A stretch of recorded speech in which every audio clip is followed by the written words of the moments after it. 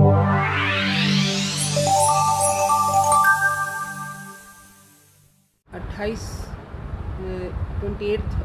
मई को हमारे रामदयालु सिंह महाविद्यालय के श्री कृष्ण सभागार में एक सेमिनार का आयोजन किया गया है, जिसमें जल पुरुष राजेंद्र सिंह जी आ रहे हैं। हम लोग उनका नाम ही सुने हैं, उनसे कभी मुलाकात नहीं हुई है, लेकिन अभी वर्तमान परिप्रेक्ष्य में जो जल संकट गहराता जा रहा है, यूँ तो कहा जाए तो पूरा पर्यावरण संकट में है, लेकिन उसमें सबसे बड़ा अभी संकट पीने का पानी, जो आने वाले जनरेशन के लिए और भी ज़्यादा डेंजरस होने जा रहा है, उस पर उनका व्याख्यान होगा। उसके साथ साथ अभी हमारे देश का आज़ादी का अमृत महोत्सव, अमृत पर्व के रूप में 1 साल नहीं, अभी हम लोगों को 100 साल तक, जिस दिन 100वां साल पूरा होगा तब तक हम लोगों को अमृत काल है। हम पूरे भारतवासियों के लिए अमृत काल है, और इस अमृत काल में हम लोग जितना अपने भारत के आज़ादी में मेहनत किए से उससे ज़्यादा अभी मेहनत करके अपने भारत को बचाने के लिए, ठीक है, मान लिया कि अभी हमारे यहाँ हम लोग स्वतंत्र हैं, हमारे यहाँ के कोई अंग्रेज़ या कोई भी और दूसरे देशवासी का आक्रमण नहीं है हमारे देश पर, लेकिन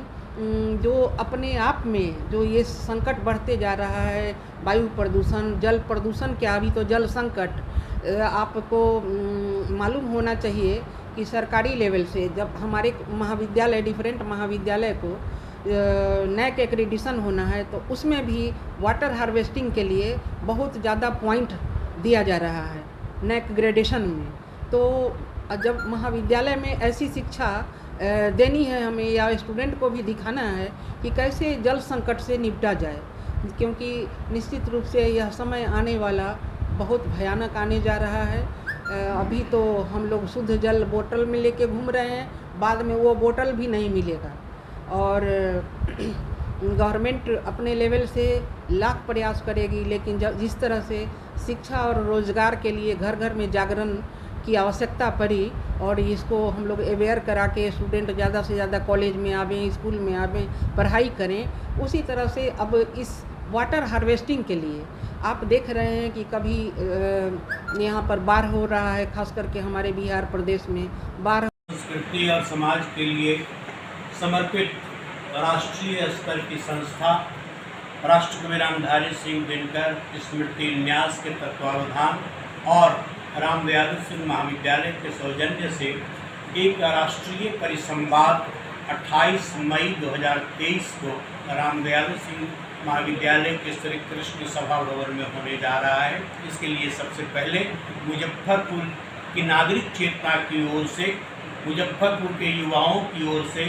मैं महाविद्यालय की प्राचार्य डॉक्टर अमिता शर्मा जी को बहुत बहुत धन्यवाद देता हूँ। इस राष्ट्रीय परिसंवाद में सामुदायिक विकेंद्रित जल प्रबंधन पर एक राष्ट्रीय परिसंवाद के लिए जल पुरुष के नाम से सुख्यात, अंतर्राष्ट्रीय स्तर पर कई पुरस्कारों और सम्मानों से विभूषित डॉक्टर राजेंद्र सिंह का आगमन सुनिश्चित है, और उनको सुनना एक ऐतिहासिक अवसर को प्राप्त करना होता है।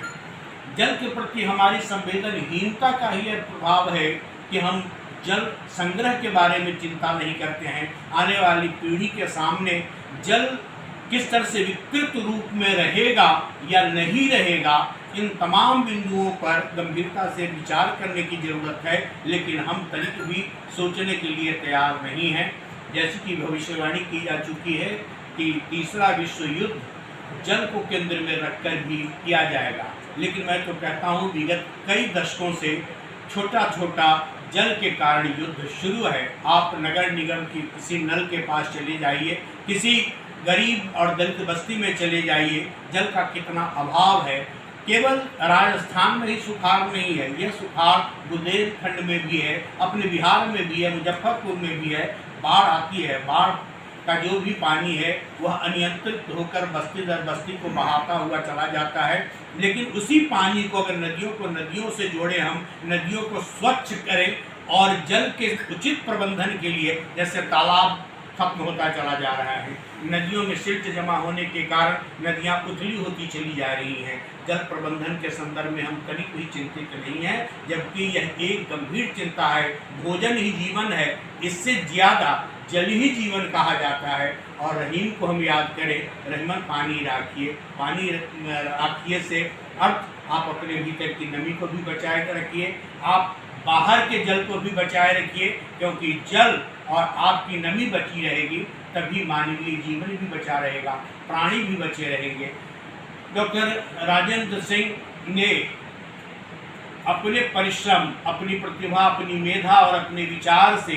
चंबल घाटी के आज भी समाज की मुख्य धारा से अलग हुए तथाकथित डकैतों को भी उन्होंने संगठित करके चंबल के अनेक तालाबों का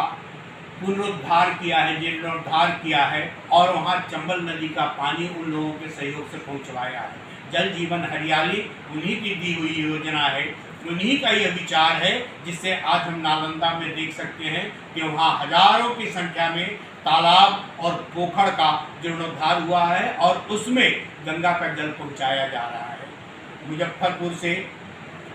तिलक का, लोकमान्य तिलक का बहुत ही गहरा ताल्लुकात है, क्योंकि यहाँ खुदीराम बोस ने ही अंग्रेजी सल्तनत के विरोध में पहला बम